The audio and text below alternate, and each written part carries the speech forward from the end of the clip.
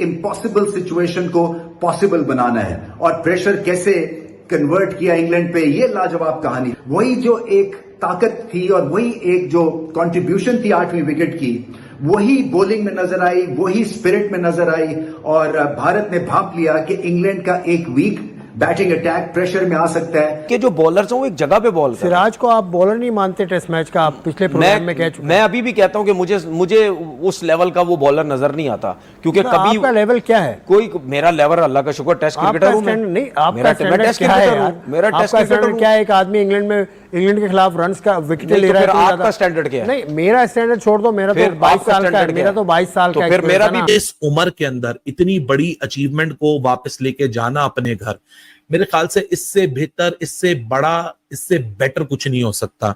India को सिर्फ positive रहना पड़ेगा। यशस्वी जायसवाल ने दिखाया कि वो पीछे होमवर्क करके आया है।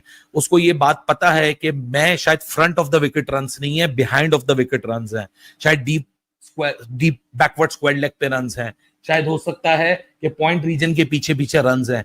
इंटेलिजेंस से रन्स बनेंगे। यहां रिस्क लेना पड़ेगा। रिस्क लिया जायसवाल ने, उसमें कैच भी गिरा, लेकिन कोई बात नहीं, कैच गिरने को दिल पे ना लें। इंडिया ने भी, आप देखें बेन डकेट, क्या यार ऐसी शॉटें लगती हैं टेस्ट मैचेस में। जैक क्रॉली जैसे आउट हुआ है, आगे बॉल पूरा, पीछे भी नहीं था, उसको क्या खेलने गया।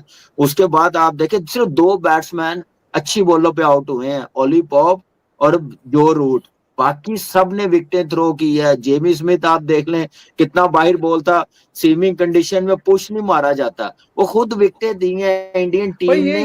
वो मौका मिला तो उसको ग्रैब किया और बॉलिंग उतनी अच्छी की है कृष्णा ने और सिराज ने, एक्सीलेंट बॉलिंग की है, टीम को वापस लेके आए हैं।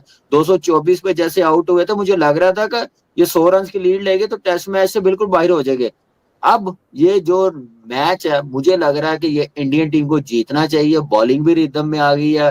जायसवाल को जो मौका मिला, अब 100 की तरफ कन्वर्ट करे। एक 250 प्लस रन की 300 की लीड होनी चाहिए इस टेस्ट मैच में। इंग्लैंड टीम पे प्रेशर है। बेन स्टोक्स नहीं खेला, आपके सामने है क्या हाल हुआ हुआ उनकी बैटिंग है, उनको समझ नहीं आ रही इस भाई जो रूट के।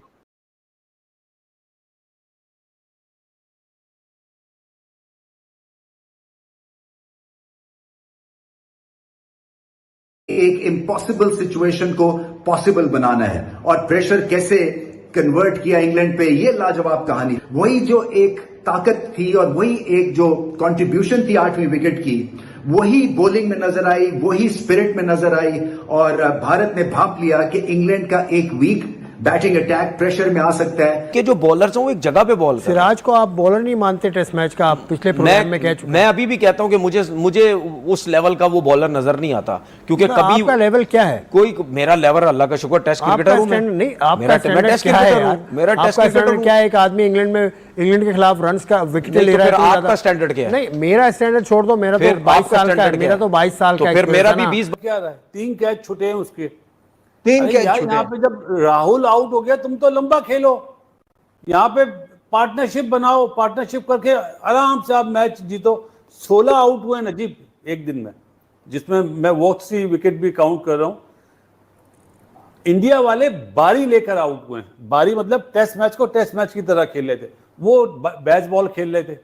तो इसका फायदा भी इंडिया को है। इंडिया को कैच करना चाहिए, सुबह हैवी रोल लें और लंबा खेलें। बारिश होनी होगी, हो जाएगी।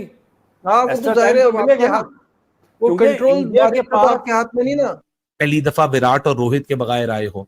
अगर कल आप यहाँ तगड़ा स्कोर देने में कामयाब हो गए, आप 300 लगाने में कामयाब हो गए, आप गेम ऑन कर दोगे, आप इंग्लैंड को लिटा दोगे, आप 2-2 कर जाओगे और इस उम्र के अंदर इतनी बड़ी अचीवमेंट को वापस लेके जाना अपने घर, मेरे ख्याल से इससे बेहतर, इससे बड़ा, इससे बेटर कुछ नहीं हो सकता।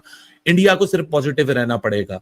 यशस्वी जायसवाल ने दिखाया कि वो पीछे होमवर्क करके आया है।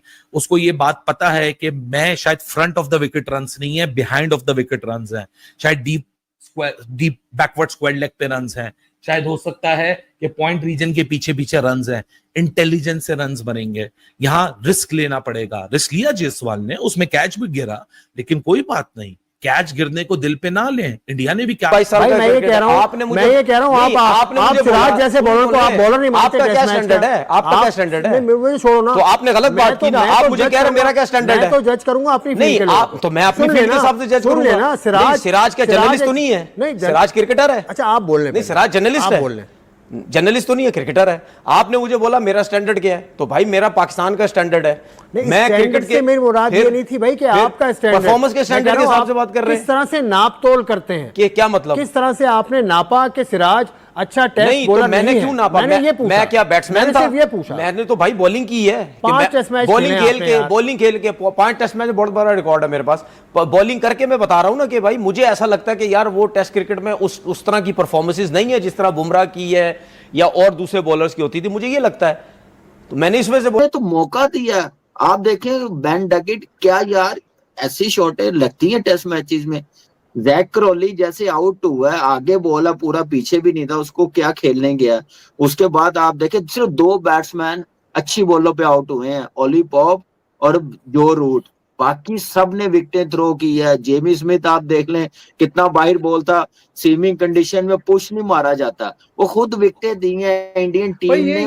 वो मौका मिला तो उसको ग्रैब किया, और बॉलिंग उतनी अच्छी की है कृष्णा ने और सिराज ने, एक्सीलेंट बॉलिंग की है, टीम को वापस लेके आए हैं।